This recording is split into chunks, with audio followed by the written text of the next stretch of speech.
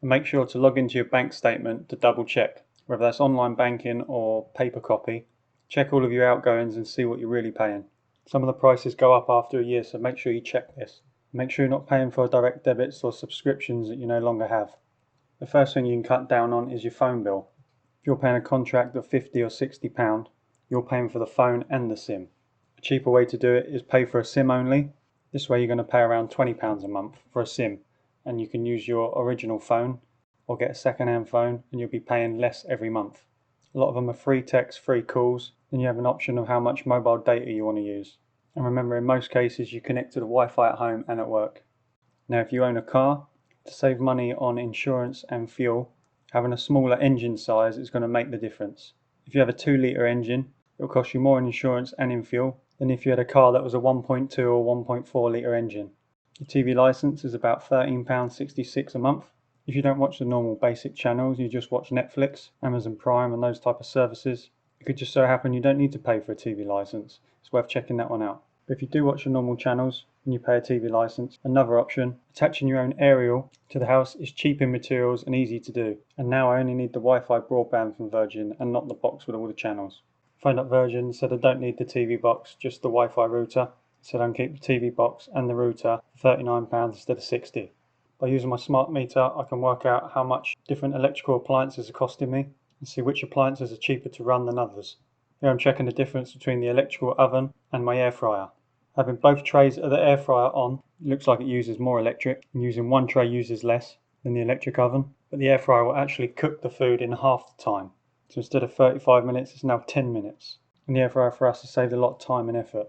Now we look at boiling water. All the water that's boiled that you're not going to use, put into a thermal flask and save that hot water. It'll be piping hot and you don't need to put the kettle back on.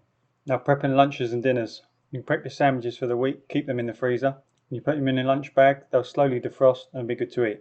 Cooking a bigger batch and prepping your food will save you money, so you're not always going out buying your lunch. It also means using your cooker a lot less while saving energy. So bigger batches and freeze the food.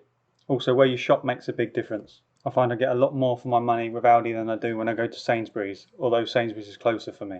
But if you make the effort, you'll save the money. If you're looking to live in your own place, renting is going to be more expensive than having your own house. Getting the initial deposit is going to be a lot saving. But if you buy an old build, or one that needs a bit of decorating, look at the space that you're getting for the money. If you avoid getting a new build, you'll save a lot of money. At work, putting in an extra couple of hours a week, or just one extra day makes a big difference, and your overtime tends to be a higher rate than your normal hourly pay. Now if you sign up to Top Cashback, it's completely free. Anytime you buy something, you're going to get some money back.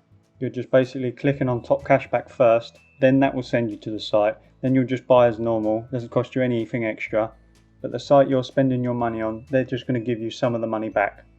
And the percentage can be different depending on the company that you're buying off. It's up to the company you're buying off to determine how much money they'll give you back, which it will show you in the percentage.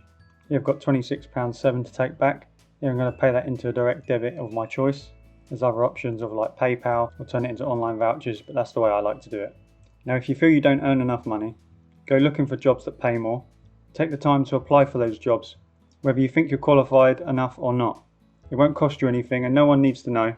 Just put your CV out there and let them work out whether they want to give you an interview or not. If you're a good person and you work hard, work well in a team and friendly, enjoy learning new skills, and also happy to do tasks alone, just show you're willing to learn, as a lot of jobs will involve training. And as a manager said to me before, we can teach you the job role, it's more important that you're a good person and get along with the team. So get your CV out there, take the chance, you've got nothing to lose. You might get 10 no's, but it just takes one yes. Now hobbies. See if you can find ways that your hobby can make you money rather than cost you money. I have to mention YouTube, because the ad revenue you get from Google and the money you get from affiliate programs can turn into a nice amount of money every month. It takes a lot of hard work and patience with YouTube, and it could take up to 2 years to even get monetized. You need 1,000 subscribers and 4,000 watch hours before you can start getting paid. But making videos doesn't have to cost you anything. You can film on your phone and edit, keep uploading when you can, and one day you'll be monetized. And the affiliate links mean if they click on your link and buy something, you'll get a certain percentage, usually around 1% if it's eBay or Amazon. Or if you go on the retailer's website, they can have affiliate programs from 10% up to 15%, 20% or even higher.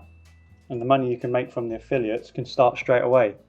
on your YouTube channel, in the description section, you'll leave a link, and in that link will have your name or your code. So the retailer will know they've clicked on that link from you, then they'll pay you the certain percentage of whatever they buy. And once they click on it, some of the affiliates even allow up to 30 days from when they click on your link to purchase, you'll still get that percentage of the money. So YouTube's a marathon, not a sprint. But in terms of the rest of your life, what's 2 years? And you can film and edit and upload whenever it suits you. As much as you want or as little as you want. I'm so glad I have it, that's why I want to share it. Now I may do more videos like this in the future. Thanks for watching, subscribe and like, and welcome to the channel. And I'll see you in the next one.